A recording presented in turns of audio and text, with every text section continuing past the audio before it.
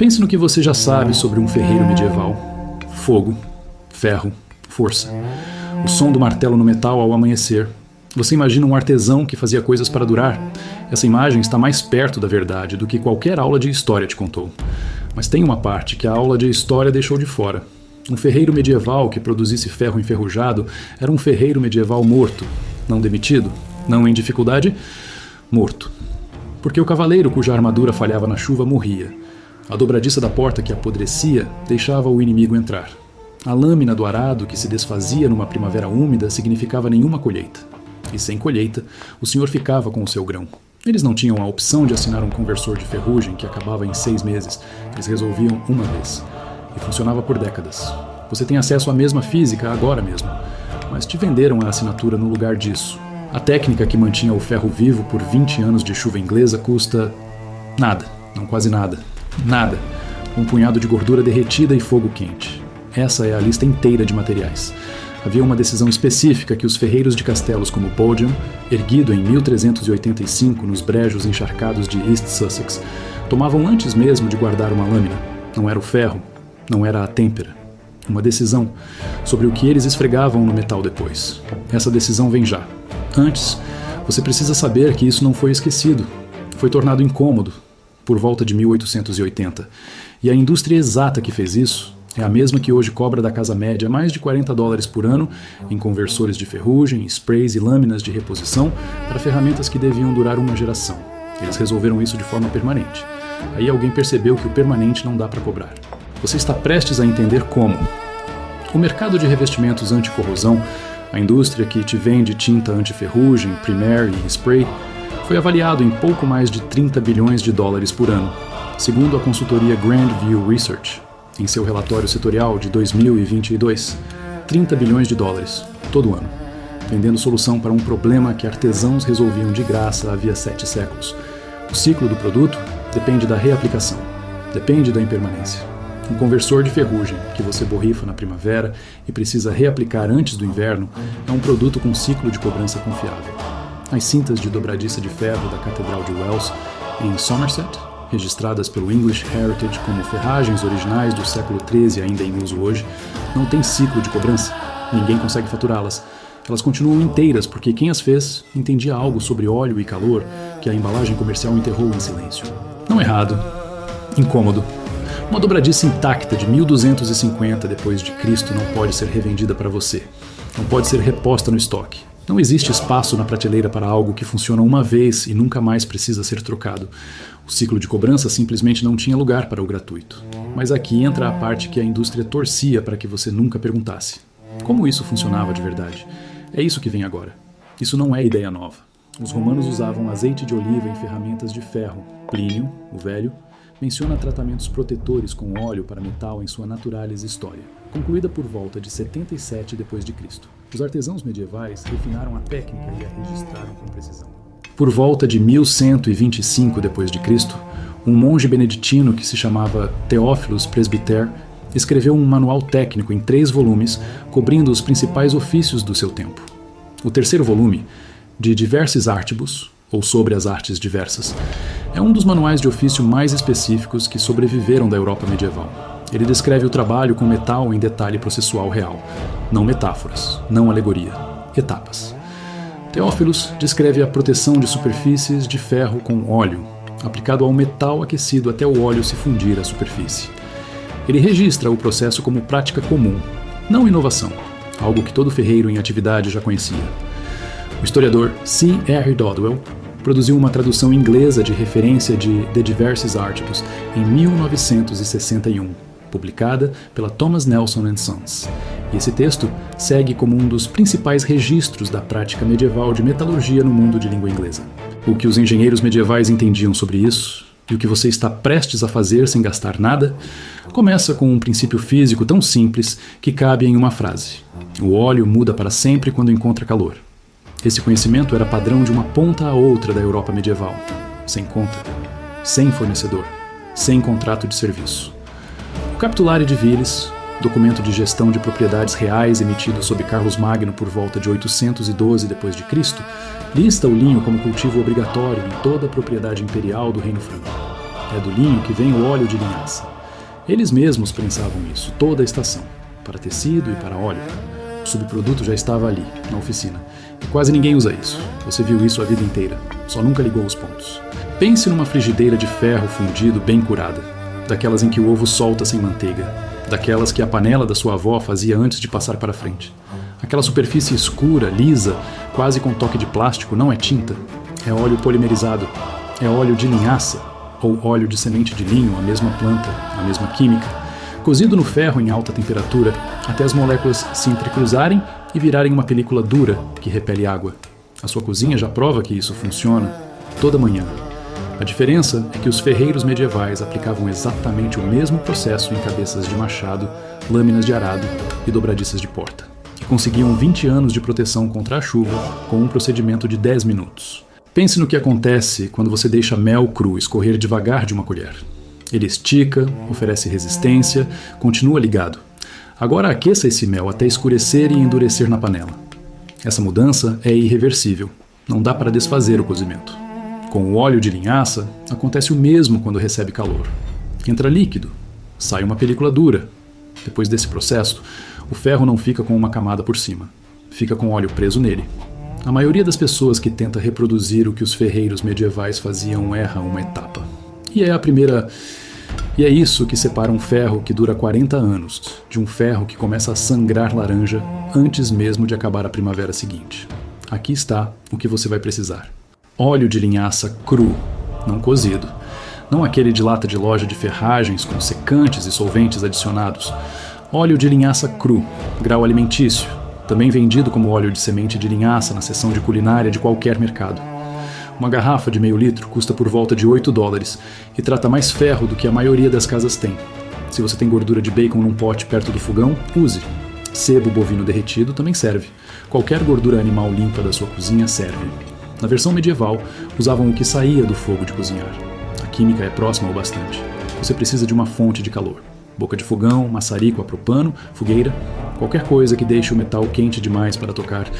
Você precisa de um pano sem fiapos, uma camiseta velha de algodão, corte em quadrados do tamanho da mão, é só isso mesmo. Uma garrafa de óleo que talvez você já tenha. Panos de uma camisa que ia jogar fora. Um fogo que já está aí. O custo total, 0. Agora, a única coisa que quase todo mundo faz errado: aplicar o óleo com o metal frio. Passam em temperatura ambiente, tiram o excesso e acham que resolveram. Na prática, só deixaram uma película fina de óleo sobre o metal. Essa película oxida, fica rançosa. Em poucos meses, cheira mal, puxa a umidade e a ferrugem por baixo já teve tempo de se firmar antes de você notar qualquer coisa. Essa não é a técnica medieval, é uma leitura errada dela. Os ferreiros que mantinham as ferragens do castelo de Bodiam durante os invernos úmidos do Vale do Rother, onde o fosso que ainda hoje cerca o castelo alaga os pântanos ao redor todo janeiro, não aplicavam óleo a frio. Primeiro aqueciam o ferro. O metal precisava estar quente o bastante para que um dedo molhado, aproximado sem encostar, recuasse por causa do calor. É o mesmo teste que você faz numa frigideira antes de fritar.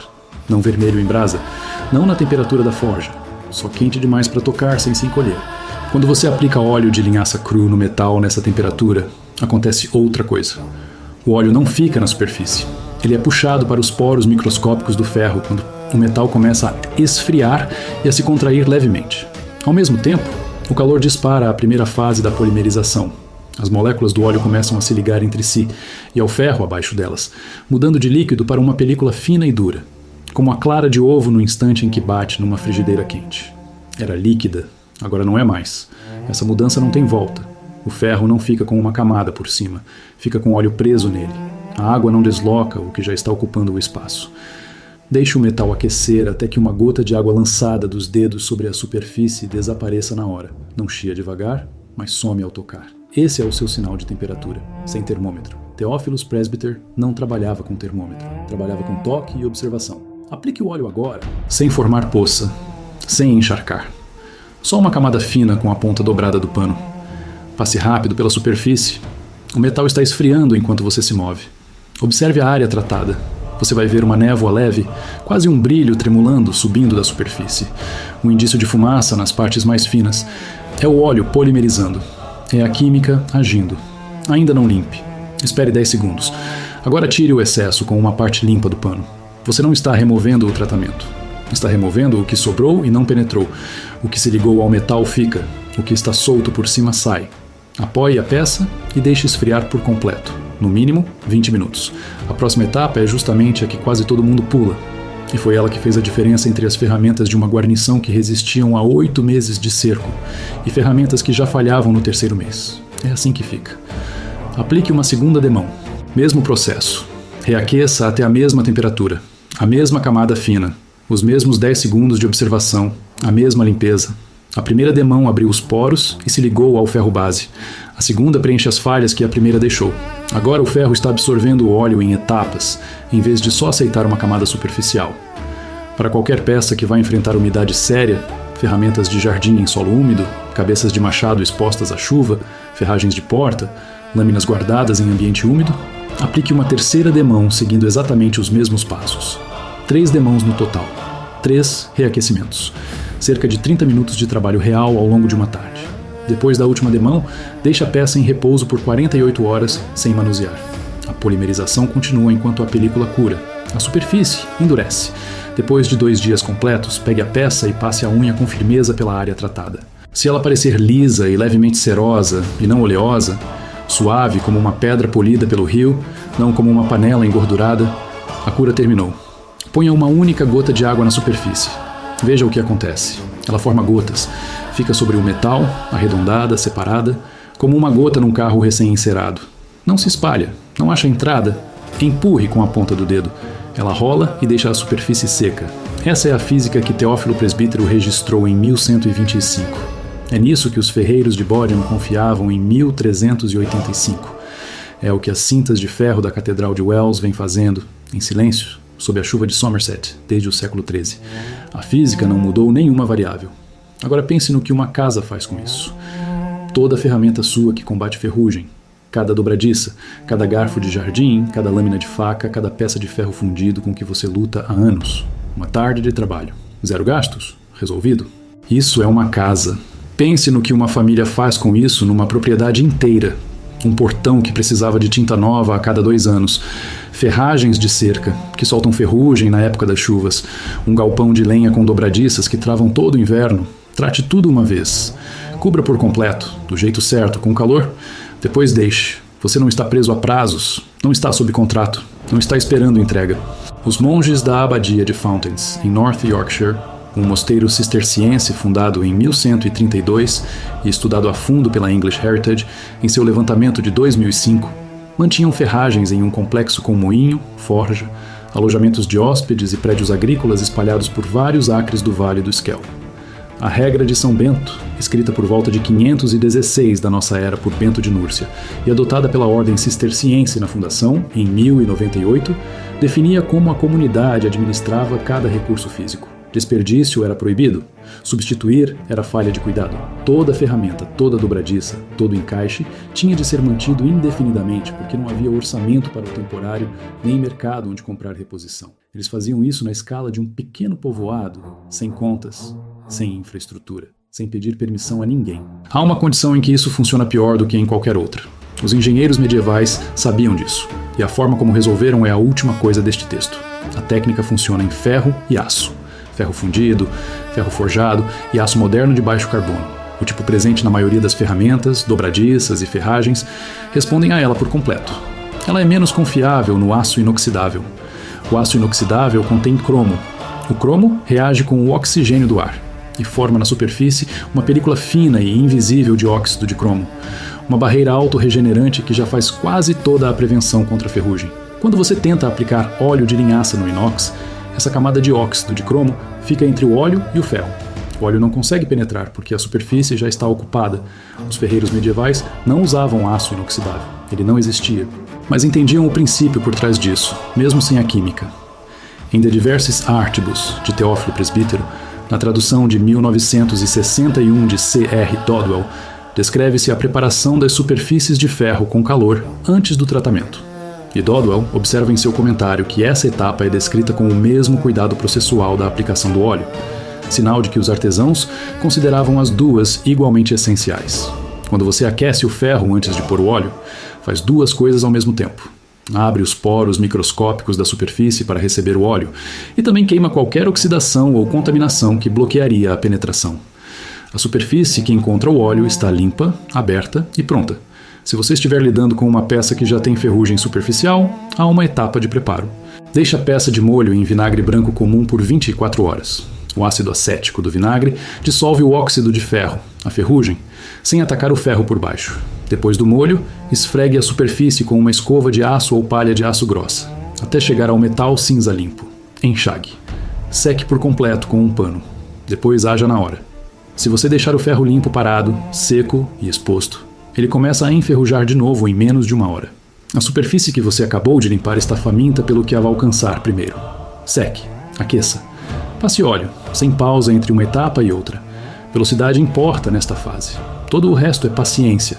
O castelo de Bodiham ainda está de pé. O Vale do Rother ainda alaga em janeiro. A chuva de East Sussex ainda encontra cada fresta, cada emenda, cada superfície sem proteção. As ferragens documentadas em Bodiham pela English Heritage, material original do fim do século XIV, ainda estão intactas. Não porque alguém as preservou, mas porque a física não vence. Teófilo Presbítero continua certo. O óleo continua polimerizando.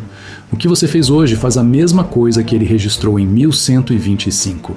Eu não sei o que trouxe você até aqui. Não importa. Funciona de qualquer jeito.